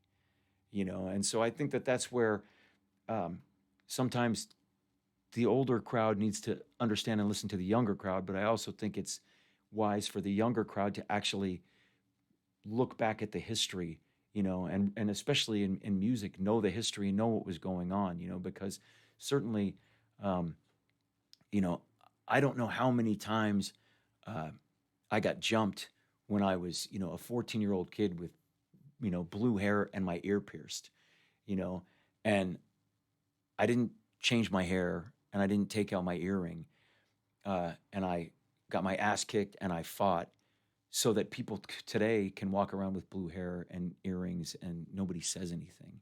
Yeah. And so the things that we were saying and doing back then, they did make a difference. They did change things a little bit, and so I think it's a two-way street. That the young crowd, the people that are, they need to go back and look at what, and study their history, and I think the older crowd really needs to go, okay, like, let's have a dialogue, let's talk about it, that I think part of the reason, that part of the problem is that there's a lot of, like, there is no dialogue. It's a lot of finger pointing. No one is really trying to find out the other person's opinion, the other side's opinion, the other group's opinion. And I think that in punk rock we'd be a lot better off. We all just sat down and tried to hash some shit out, and get an understanding. We're supposed to be open minded. Yeah. And that's the thing about punk rock, that when I was a kid, it's like, it's supposed to be open minded. Well, that includes us being open minded. That's a great point, man. Because I've been, like I was saying earlier, like, on social media, I tend to keep my social media, my private life, pretty much out of it as much as I can. And I just post about music, the show, my band, sharing other bands, their events and all that kind of stuff. Because one thing I have noticed, because my, like, say, Facebook, right? My friends list, mostly musicians, mostly. Yeah. Right. And I'm seeing musicians posting up anti-Trump and then pro-Trump, and then watching them fight, and it's just kind of like, I don't want to get involved in that, because some of the people, even if, let's just say I disagree with them, I like them as people. And I see that there is a divide, even with us in the punk rock community, Sure. where we're fighting against each other. So Right. You're absolutely right. I love that, that we should have some dialogue and talk and listen, I mean, I think that's that's the unfortunate part too, is that, like, when really, to me, it's, like, it's a class war, that we're dealing with. There's the 99% and then there's a 1%, but the 1% keep the 99% fighting amongst themselves. Yeah. So we're not fighting against the 1%, and our real problem is the 1%. It's not each other, and so the more that we're battling it out between, the more that's how they win. That's how they keep control. And that's how they've always kept them. They're smart. They've had control for a long, long, long, long time, and the more that they can keep us fighting amongst ourselves, the longer they'll, keep all the money and, and keep all the control. Well, the only thing that they're doing for us, though, is they're helping us write better songs. I guess, right? I mean, I'm trying to. That's me. They're keeping the music alive. Yeah, trying to stay positive. All right, let's keep it positive. That's enough with that. Let's go back to the beginning of Fang, because one of the things that I'm fascinated with especially with punk rock, is the band name. That's no, it's just seriously. It's like it's the hardest part of starting a band now, especially. Yeah, exactly. I was talking to B before you came in here. Like, one of the bands on this album, right, is the Motherfuckers from England, right? I love that name. I will go see a band called the Motherfuckers, even if I've never heard them, right? Right. And you guys have one of the coolest band names of all time. I mean, except for the band name, it comes from Tom's cat. Is that right? That's yeah. So it's actually not that well, unless you're a huge cat lover, and I'm sure there's a lot of us are. But yeah, that's where the name came from. Our old guitar player's cat. So I don't, it's not that exciting or great of a name. Well, no, it's a great name. I mean, the story maybe not so much, right? But that's still cool. I mean, you could flip it to me like, yeah, for everybody that loves pussy, that's how we got the name Fang. It came from pussy. And so, yeah, that's always but like I said, I joined the band when it was already called Fang, a million years ago. And so, but that is definitely the hardest part about starting a band these days, because there's been I had a side project band, and we were trying to figure out a name. We put out a record a number of years ago now. We were called the Resistoleros, and we were trying to find a name, and I finally came across this article about Resistoleros, and Resistolero were these kids from South America who huff resistol glue. It's horrible story. These kids, because resistol glue won't change the components of their glue, and so these kids get permanent brain damage. We're talking like 5-6-year-old kids. Anyway, they're called the Resistoleros. So I'm like, okay, that's a great band name. It's got a cool backstory. This is, it's like a horrible thing, but maybe some people will be a little more hip to it now. We call ourselves Resistor. I find another band called the Resistoleros. I mean, after it was too late, but it's like who else would even know about this, in America? But there was some Tex-Mex band out of like Minneapolis called the Resistoleros. I'm like, it's really, making up band names. Anybody who's starting a new band, I feel for you. think the last side project band that I had, it was actually with Tom Flynn, the original guitar player. We put out a CD about 3 years ago, and we were called Cornelius Asperger and the Bi-Curious Unicorns. And so See, that's a punk rock name. Yeah, but you got to really like work on it these days to come up with a good name. Sure. That was a fun band. That was Tom Flynn and Dave Chavez from Verbal Abuse and Brad Stark on drums from Marginal Prophets. We put out a CD about 3 or 4 years ago, and it was just like a weird, a side project band, but it was a lot of fun. My friend Pat Smith, I don't know if you recognize the name. He said he's met you a few times in like some meetings and recovery and stuff like that. I'll show you a picture later after the show. I'm sure you know him. Oh yeah, I'm horrible with names. I'm great with faces. There you go. Yeah. He says nothing but good things about you, by the way. He's sending his love. Also, for everybody, real quick, I don't want to lose my fucking train of thought because I got something I was talking about. I'm going to get to your questions. United Defiance, so well said, Sammy. Great. What you were just talking about right now. That's like I was saying. That was really good. I'm going to get to your questions in a minute. But so my friend Pat it got the same thing. He's in a band called Hated. And okay. I know who. Yeah, there you go. Yes, I do know who Pat is. Absolutely. There you go. Yeah. So they came on the show and they just put out a few albums and stuff. And then he calls me up a few days after the show, and he's like, "Ryan, did you know there was a band in the '80s called Hated out of Long Beach?" And I'm like, "Yeah, I didn't want to shit on your parade. You know what I mean? Like you've already got 3 albums out. Right? Yeah. It's not like you're just starting out. Now it's too late, so you just got to run with it. Yeah. And then even in the 80s, 90s, a lot of bands just started throwing the numbers out. That's how I think how Blink-182. I can't believe I just said Blink-182, but that they would add numbers just numbers or letters to distinguish themselves.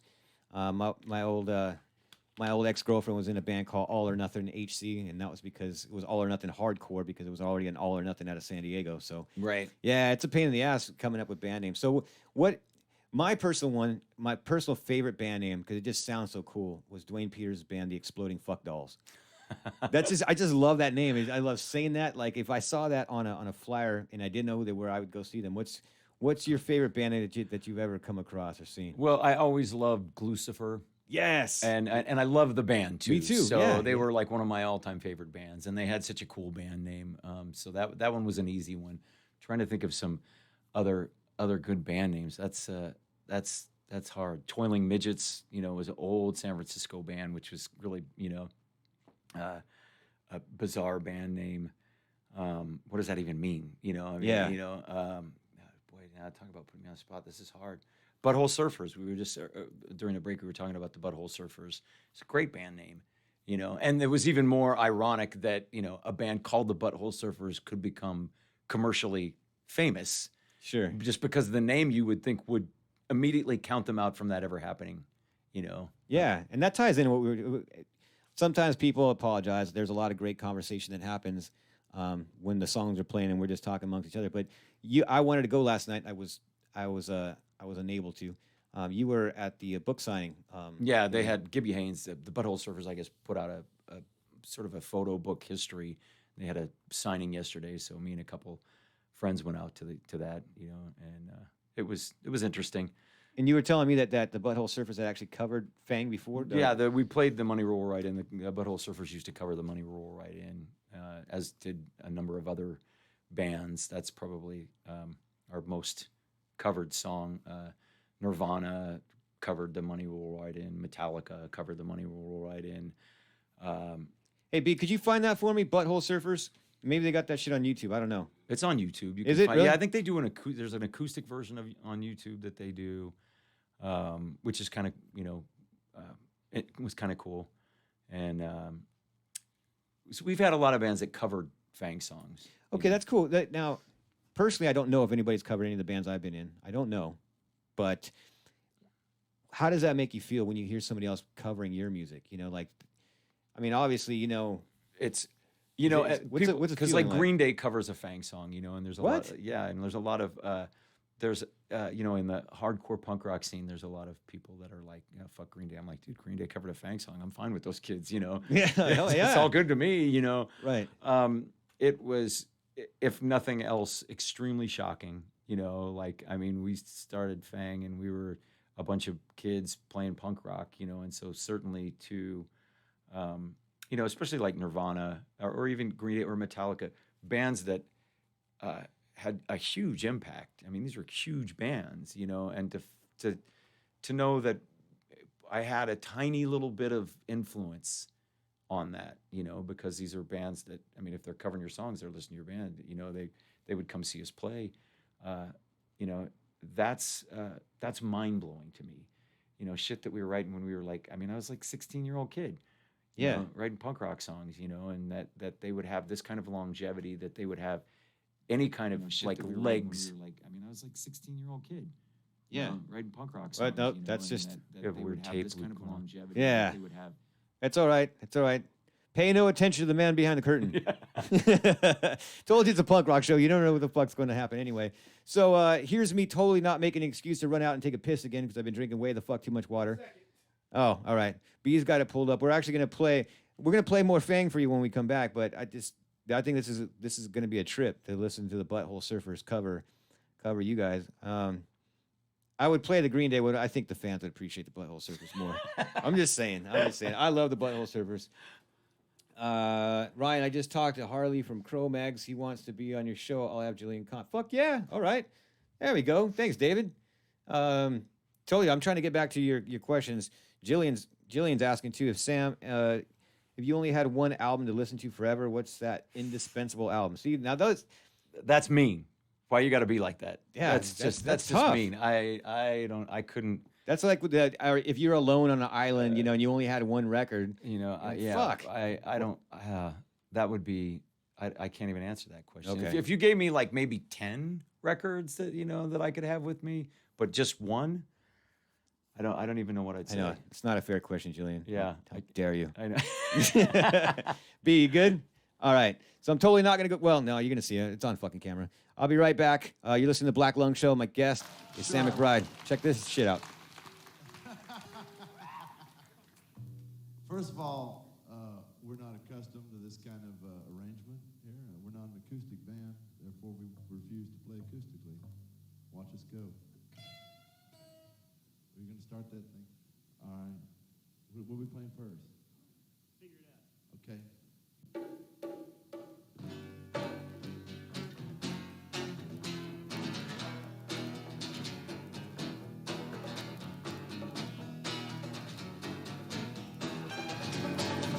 I'm gonna move to Hollywood. You'll see that I'll be so good. I won't care how I feel, and I'll get to fuck Brooke Shields, and I'll just sit and grin. Money will roll right in. Ow!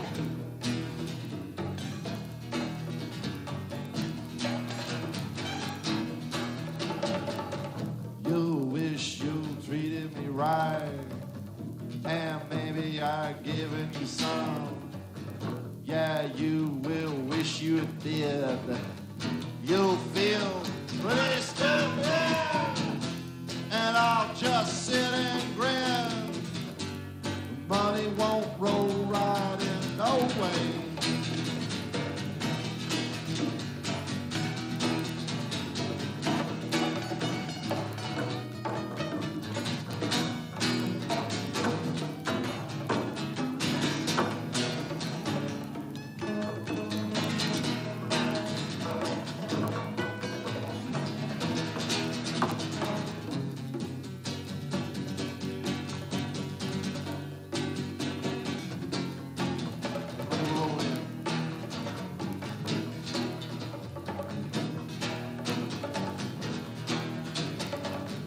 It's good to be a star.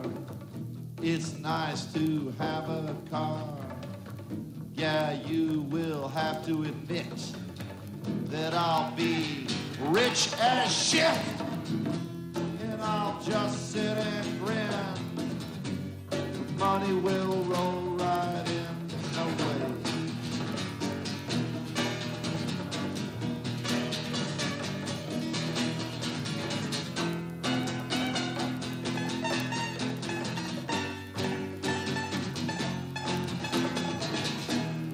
Radio.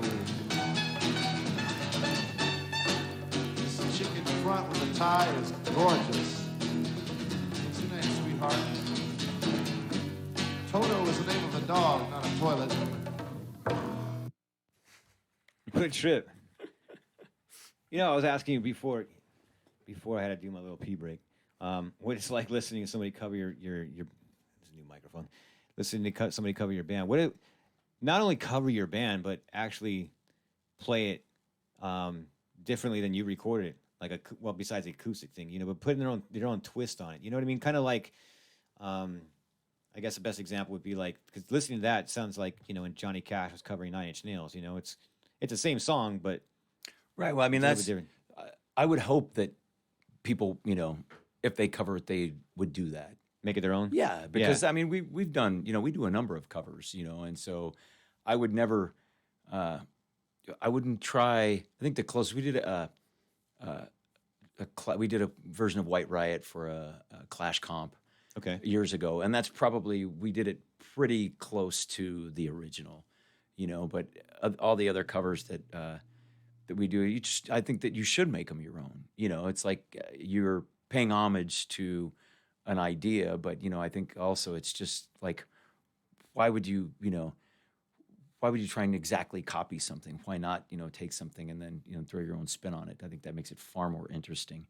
There's a guy that does like an EDM version of the Money Roll Right In that I found on YouTube. It's like really bizarre. I love it. It's fucking awesome. That's rad.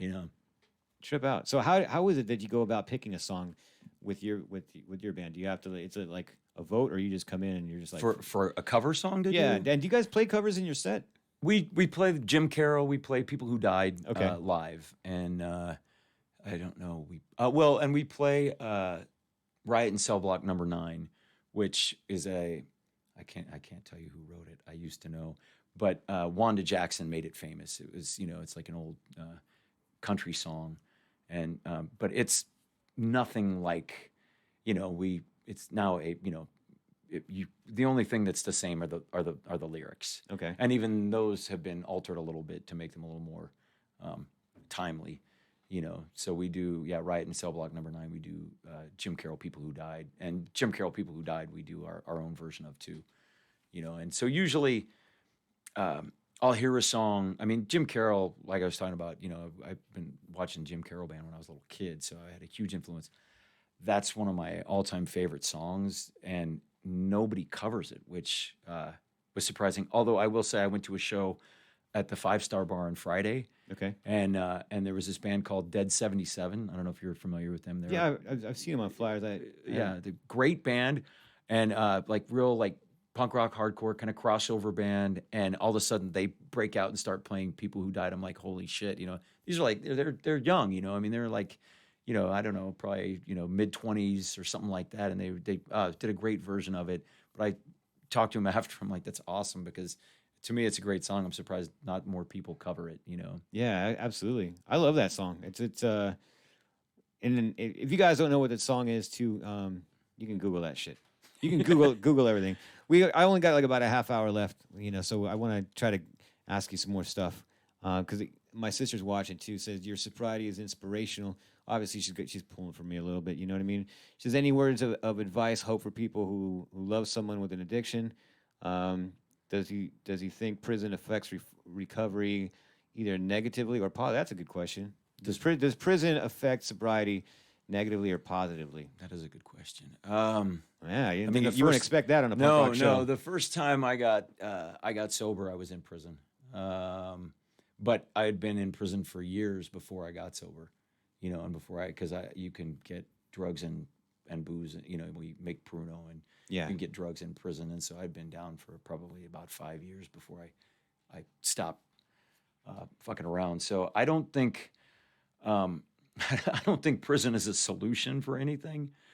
I think it was an experiment that they started, a long time ago that failed, and it just continues to fail. So I think that, rehabs are definitely helpful. I think if you have a loved one that is suffering from, alcoholism or addiction, the hard part is that you have to, until it's an internal thing, and until somebody wants to do something themselves, there's very little that a person can do about it.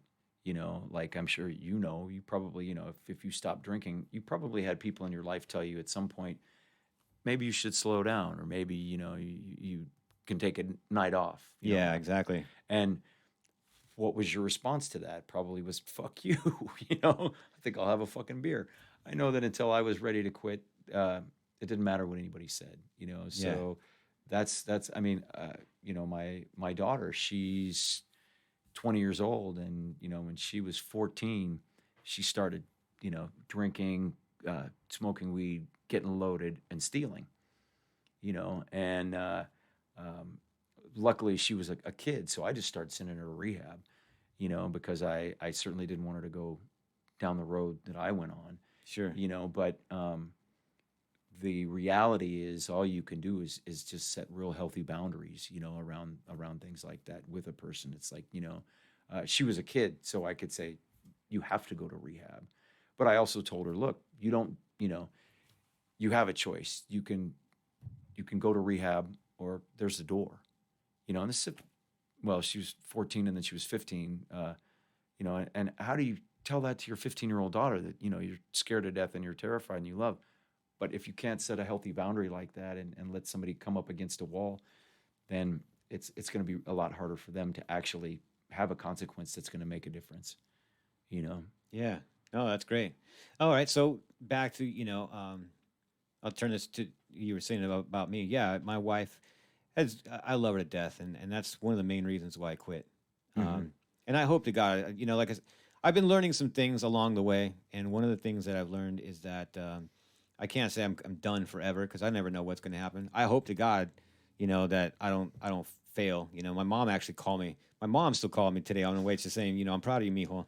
Good job for staying sober for as long as you have. Because like I said, this is as long as I've been sober in forever. Right. Yeah, since you were a kid. Yeah, probably. 15, Yeah. 15, right? Yeah. I just turned 42. But my wife did say that same thing too. She's like, why don't you take a couple nights off, or why don't you not drink? And that was the mistake that I made, was that I'm like, okay, I can control this demon. Right. Fuck no. You know what I mean? I'm one of those guys that you give me I'm not gonna stop drinking until I can't drink anymore. Yeah. I see people drink a beer and or a two in like an hour. In the hour, I'm already at like a 6 or 7. You know what I mean? And that's one of the things I learned recently, was just that some people can drink and some people can. Right. I'm one of those that can't, I guess. Yeah. It took 20 plus years of finally get that through my thick fucking head. Right. So my question to you is for you, to me, and for everybody else listening, especially bands, right? Especially anybody in a band that's going through the same shit that you went through and that I'm personally going through right now. Like I told you, I played my first show sober, and I probably played 3 maybe in 20 something years. And the last one was real recent, and that was not fun. It's I got to rewire my brain. I got to go up there, because like I was saying, it's like, it's easy, if I'm drunk and I suck, then I got something to blame, Right. Now I'm up there sober, looking at everybody, watching their eyes look at me. I mean, what did you do when you got sober before you went up on stage? Was that a problem for you? It's certainly, like you said, it was different, and, Yeah. and I would say that it is, alcohol, especially alcohol, will help with any kind of anxiety you have before going on stage. One thing that did happen a long time ago, it's like far from, like, long before I went to prison or anything, that as a band, I used to get super fucked up, before we'd play. I mean, I'd eat acid and, shoot heroin and get like blackout drunk. And it got to the point where it was kind of part of just the show, I guess, in a say. I'd end up bloody and fucked up, and I think that kind of helped us when we were just starting out, because it was such a shit show, and that was uncommon back then, but as time progressed, and you've been touring a bunch, you show up and unless you're Dwayne Peters or the Dwarves, there is an expectation to actually play the songs, and so we probably, as a band, made a rule that you could get as fucked up as you wanted after after the show? the show. Yeah. But that, there was an expectation that, you had to be able to play.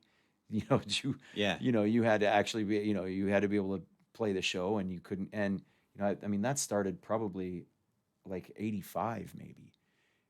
So so that is carried through. So maybe it wasn't as hard for me because I didn't used to get fucked up for forever, before we'd play. But I would definitely say to walk into it stone cold sober is definitely different. Even without like one or two beers, just to take the edge off. Yeah.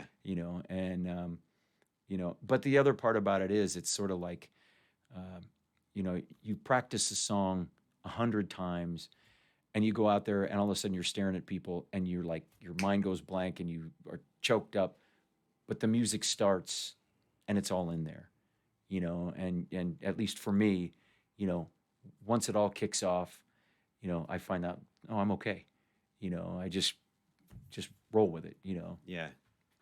All right. So for everybody listening too, again, wow, all the people are dropping like flies. Maybe they don't want to hear about sobriety. Go ahead. And I'm just looking at the face. Oh, we got a call.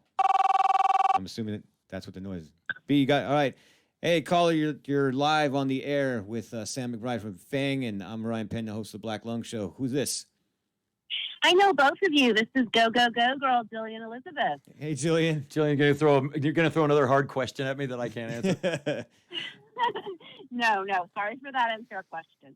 I just wanted to chime in and just really congratulate Ryan on the 36 days of sobriety. Nice. You're Oh, a rock thanks. star. You're a punk rock star.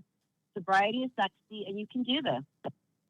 Yeah, well, mine's a little bit easier, I guess, for me because it's kind of like beer or family, and I'm like, fuck beer, So, and that's about as much personal as I get out there. But yeah, it feels great, scary. This is Well, weird. let me tell you one thing that I learned, and Sam can maybe attest to this. When you drink or use like we do, and you take that away, it needs to be replaced with something. That's the struggle that you have right now. Look into therapy. Look into recovery programs.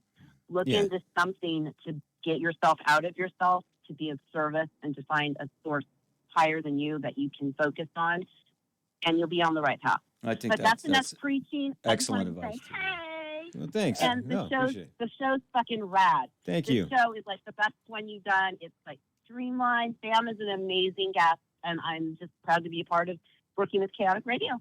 Oh, we love you. Thanks for calling in, and thanks for helping make this happen too. Thanks, Jillian. And there's something else that I'd like to just to tail end on that is that part of the reason that I was always afraid of quitting, was because I thought that I needed drugs and alcohol to write music. Like I needed it for that creative edge. Yeah. And I think that is a huge myth that is a lot of people I can't think of the word, but that a lot of people believe, and I have Well, found, you know what? Your creative edge now is your life experiences. Now the experiences that you've had messed up and sober and everything that you've done, that's your creative edge. well, Go and for I that. think And that I'm sure Sam can just say don't you found a believe you lot. don't believe if you have a problem with drugs and alcohol, don't believe you can't write music without it, Right. because that is just a myth, Yeah. that is an absolute myth, and I mean, it's a prevalent myth in any of the arts, that people are afraid to, well, if I don't drink or get fucked up, I'll lose that creative edge, and that has not been my experience. No, that's good to hear because that's how I wrote. Like I would never write a song, and I'm like, hold on, I need to get a beer. I'm gonna go in the garage, and then I get the pad and paper out, and that's how I write. So, Well, I think go ahead. I'm going to have 4 years sober in October. Congratulations. it. Nice, that's awesome. Good job. And I have my art at the Go Go Girlies. So I'm going to go and let you guys finish. But I wanted to call up and just be a part of it. And thanks, Sam, and thank you, and give my love. See you guys later. All right, thanks, All right, Jillian. And thanks everyone for commenting too. Congratulations to Nathan too on 2 years clean. And thanks for congratulating me. I am not saying I didn't want to say all this stuff too for, I don't need accolades or any of that shit. like I'm saying, it's weird. I've never done a show like this. Well, I've never been sober before. So, but, and I figured, like it would just be something different and personal, and especially with someone like Sam in here, someone that's been there and done that. So speaking of been there and done that, because we're running out of time on the show, I was going through the record collection, and check this out. Why don't you tell me about this album? Look, That was in fact, there's not a whole lot of these. The bummer about this record actually is that when the label did it, it's supposed to be it's one-sided vinyl. So, and they were supposed to screen print the backside. But as you can see, the label that put this out, which was Jailhouse Records. Jailhouse Records, super nice guys, but they were just in a rush. So this is blank. And so what I started doing is that I, for the ones that they sent us, because we just get ours and we sell them on the road, is that I took these and I have a stencil, and so I was just spray painting, the back of these, which they were supposed to silk screen them, but us and Symbol Six, there's a little bit of history. Symbol Six, the guitar player Taz, he was the old guitar player from Decry. And at one point, Taz and Dave Bodkin, who's a great drummer, and Mario was the bass player for the Flower Leopards. I'd moved down to Culver City, and Taz and Dave and Mario and we had put a band together called Aces and Eights, and we never, played a couple shows, and they actually went on. I moved back up north, and they had a different singer for a while and went on without me for a little while, but it all, spontaneously combusted. But that's sort of the connection that I have with Taz, who was the guitar player in Symbol Six. So later on, they came and asked if we wanted to do this record. And this actually has, if you're going to play some of that, it has the cover on it, Riot in Cell Block Number 9. That's the Wanda Jackson song that we play. So for everybody listening, what I just pulled out was from my own personal collection. This is a split between Fang and Symbol Six, and that's what I love about this show, is that as you meet people and we communicate, it's just such a small world. Symbol Six, friends of mine, they've been on the show a few times. I just realized they autographed this thing. Nice. Yeah, so I'll get you to autograph the backside, which, as we're talking about people, so look, let me show you guys right here for the vinyl. This is a split, Symbol Six and Fang from Jailhouse Records. I don't think I've played the Symbol Six stuff since I had them on the show, and then the vinyl, what you're talking about, I never even noticed that. That's crazy. Well, it's split there. It says Fang and Symbol Six. Right, on, but yeah, on this side. the other side of it is there's nothing on the other side, and they were going to silk screen, which I thought was a great idea. They silk screen, something on the back side. I thought, it totally makes it a rad. And this is the side that you guys are on, right? I'm assuming. Yeah. Yeah. All right. Fair enough. No, there's nothing on that side. Oh, there's nothing on this side. Yeah, that's why there's no grooves. That literally they were just going to silk screen. So it's like 4 songs on that side, 2 Symbol Six and 2 Fang. Oh, okay. Well, all right. Then I'm not going to play this, because you know why? I was telling you, I'm not going to try to do this live on air and try to put the needle into. I'm telling you, I'm a terrible. Yeah, in the right spot. I'm a terrible fucking DJ when it comes to this. So we've got less than 15 minutes. Thanks again, brother, for coming in right now. I want to just get some last minute things out for everybody that's listening. You got a killer show coming up down here at the Doll Hut with one of my favorite punk bands of all time, the Smut Peddlers. Super stoked to be playing with the Smut Peddlers. That's June 1st at the Doll Hut. It's I'll probably get this wrong. Smut Peddlers, Fang, Face Off. There's a lot of bands. You don't worry about it. All you got to do is Google that shit. See? We're getting a running thing here. Don't drink. Well, no. If you want to drink beer, go ahead. But for the rest of us, get fucked up as much as you want. You Yeah. know, whatever tickles your pickle. Yeah, and but it is all ages. Yes. Which is awesome. That I guess they've expanded the Doll Hut. I haven't been to it since. The way that they did opened that, it up. I haven't played there in a while. The last time I played, we did an all ages show there, I think with JFA, and the last time that we did that was at the bar. They split up the bands. The bar is, I think, 21 and over, and then outside, because they actually have a Doll Hut Studios now too, like for recording and practicing. But they actually have like an outdoor stage, and I think that's the all ages part. Like all the Right. kids can hang out in the parking lot Right. and watch the bands. You just have to be 21 to get inside the bar. Right, and I think that's like the Smut Peddlers and us are going to play on that outside stage. So Yeah, I'd that, imagine so. Yeah, So that's there's that. June Right? 1st, and we're also playing the night before in Tijuana. at the Black Box. So I'm super stoked on playing too. We've toured Mexico a couple times in the last year. We actually drove. We drove to Mexico City and back last year and played shows in Mexico. And a couple years before that, we toured with Verbal Abuse and toured Mexico and Cuba. Wow. And so that was fucking amazing. But I'm super stoked. How was Cuba? Cuba was incredible. You know, us and Verbal Abuse were the first American punk rock bands ever to play in Cuba, and it was sort of in that window. We still had to go through Mexico, but it had to be approved by the Ministry of Culture, and apparently they didn't actually listen to the records of us and Verbal Abuse, so they never would have let us in. But we played festivals.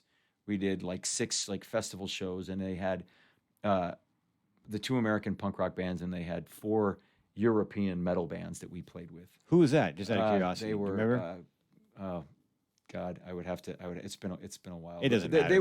were not. It wasn't- famous, European metal bands. It was all, and so it was amazing. Like I'd never been to Cuba before. I certainly haven't been back since, and I'd love to go back there. But also, what happened while we were there, when we played in Havana, we met these, like the hardcore punk rock kids from Havana, and they had a little DIY place, sort of the Gilman Street of Havana. And so they came to us and they're like, "Hey, how long are you guys going to be here? Would you be willing to come and play our, like DIY spot?" And so we had to go back to the tour organizer and say, "Look, we want to do this, but is this okay?" And he's like, "Yeah, you guys go ahead." So we went out to, this tiny little DIY spot in Havana. They didn't have any amps. They had a drum kit and they had a really fucked up PA. And so everybody plugs into the PA. And there was like 4 underground Havana punk rock bands, and it was the most amazing thing I ever done. That's cool. It was fucking amazing. All right. So speaking of amazing, do you ever nerd out? This is for me. I want to know, like, do you ever nerd out when you get to play with bands that you respect, or is it just something cool? I guess the way that to describe it, like, I always ask people on the show, and I'll ask you if you want to answer it. If I was a promoter, and I said you could open up for any band that you want to, who would be like your dream gig? I mean, and that's what I'm saying. Would you nerd out? Would you be like, wow, I get to finally play with this guy? And it doesn't have to be a punk band. I mean, I've been pretty lucky to play with, we've toured with GBH. I fucking love GBH. They're super great guys too. And so a lot of the bands that I love, we've been able to play with, right, over the years. So I feel pretty lucky as far as that goes. As far as if it could be any band, Well, what else you've got a tour coming up with the Dead Boys, right? We got a tour coming up with the Dead Boys in the Pacific Northwest. We play Reno, Portland, Seattle, and Bellingham. That's like mind blowing to me. That I'm really stoked to do that. Have you played with them before? I've never played with the Dead Boys. I love the Dead Boys. They're certainly one of my one of the early influences. So that's definitely a dream come true for me. Cool. To be able to play with those guys. Well, that answers that. So everybody, look, go to dielaughingrecords.com. What's your website? Fangofficial.com, is that? Well, we have our Facebook is better than, we have a website, but I don't even know if it's up and running. Usually, just like yourself, we do everything through Facebook. Yeah. Social media. We have Fang Official on Facebook. We have a Fang Instagram. We sell merch. I have to give a shout out for our merch girl, Jo, who's not really a girl, but and he runs Big Cartel, so it's like Fang Official merch, which we have all the shirts and crap on there. Okay. And yeah, I don't know, probably forgetting something because I always do. It always happens. It's okay. It's the same thing. Like there's some questions I'm sure I'm going to get back in my car and be like, damn, I wanted to ask him about this, and especially hearing all this stuff. I mean, like I said, I don't plan these shows out, right? Sometimes it just depends on who the guest is. I just go in the garage and I start flipping through my record collection, and I'm like, I wonder what would be kind of relevant. So I mean, just real quick, because we only got a few minutes on the show.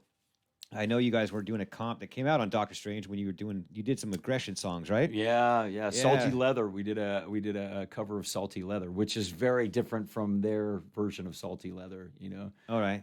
So So Aggression were a fucking amazing band. if you get a chance, I'm saying, because we could probably do this for another couple hours. If you get a chance, you guys are on tour. If you guys want to come back in here, Well, and I'm moving to Long Beach. oh shit, dude. So I'm gonna be right down the road. All right. Well, why don't we do that? Why don't we set this up? We'll do another show. You can bring in some vinyl if you want to too. I and we would can love to. swing- I feel like I was horribly unprepared for this. Don't worry realized about that, it. It's all right, dude. Because look, I just picked this up, dude. Look, I just found that. I got Yeah. some old GBH, right? GBH. That's what I'm saying. Yeah. I had to found all the Fang stuff.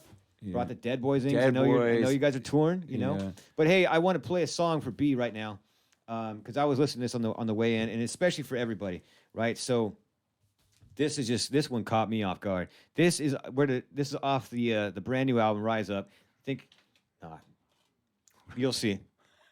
B, I think you're gonna get a kick out of this song. I have a feeling Yeah, that I know what's coming. Yeah. You Well, know, it's a little. we won't. I won't preface it because I have a feeling I know what's coming. I think you do. I mean, it's kind of just turn around and you could probably see why. But I mean, anyway, that's terrible. But no, when I heard this, I was like, holy shit, this is pretty fucking clever. I think you guys are gonna dig this song. This is let's see if I can get this shit played right. Skinheads ain't easy to love and they're harder to hold. They'd rather give you a black eye than diamonds or gold. With Doc Martin boots and old faded Levi's, well, each night it brings a new day. If you don't understand him and he don't die young, he'll probably get locked away. Mama, don't let your babies grow up to be skinheads. Don't let them know war zone or agnostic front. Let them be rude boys or crusties or punks. Mama, don't let your babies grow up to be skinheads. They'll never stay home, they'll fight alone, even with someone they love. Skinheads like smoky old pool rooms and beer in the morning. Football and fist fights and shagging the girls of the night. Them that don't know him will like him, and them that do sometimes won't know how to take him. Ain't wrong, he's just different. His pride won't let him do things to make you think he's right. Mama, don't let your babies grow up to be skinheads. Don't let them know war zone or agnostic front. Let them be rude boys or crusties or punks. Fuck.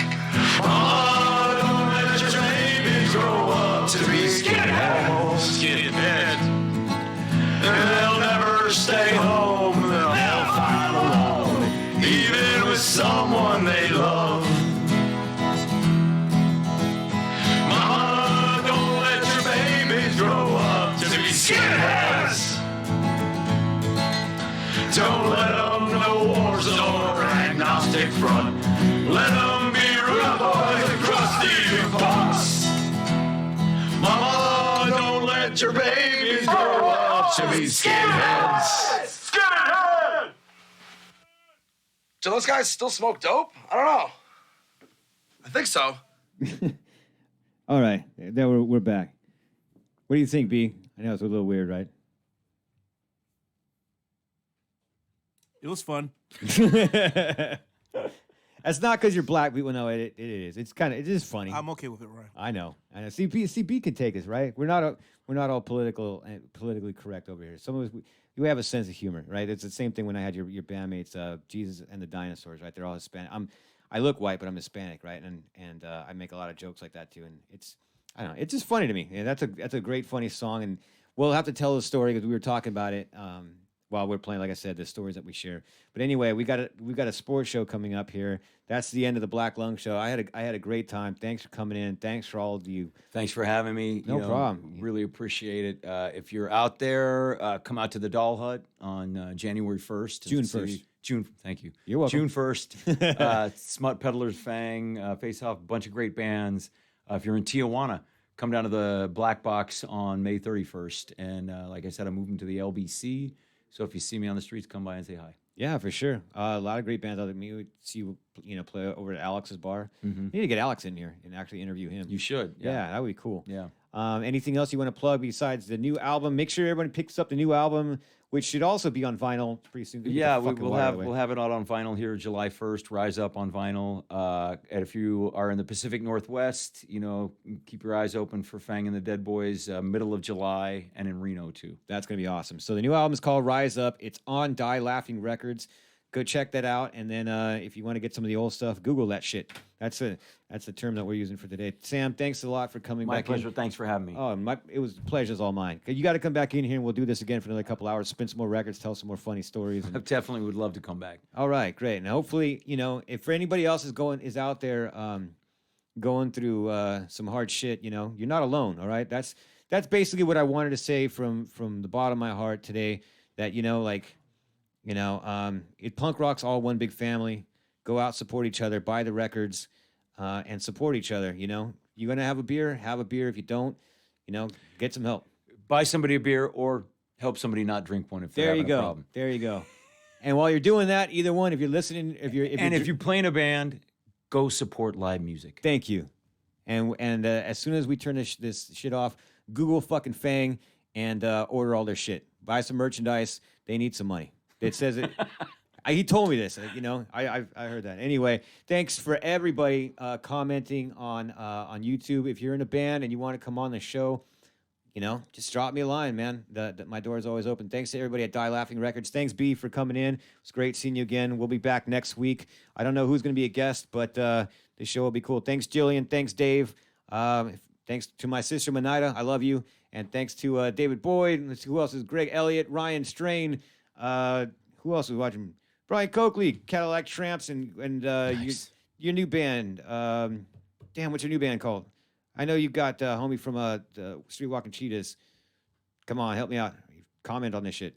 Anyway, well, bring your band. Bring your band in here. Corey is in from Flying Brains. I told you, it's just a lot of band people. Don White, thanks, buddy. I know, Brian, your new band's cool. Damn it, I can't think of the name of it. Fuck. Well, anyway, check it out. Thanks, everybody. Thanks for tuning in to the Black Lung Show and Chaotic Radio, your home for punk rock and roll. We'll see you next time.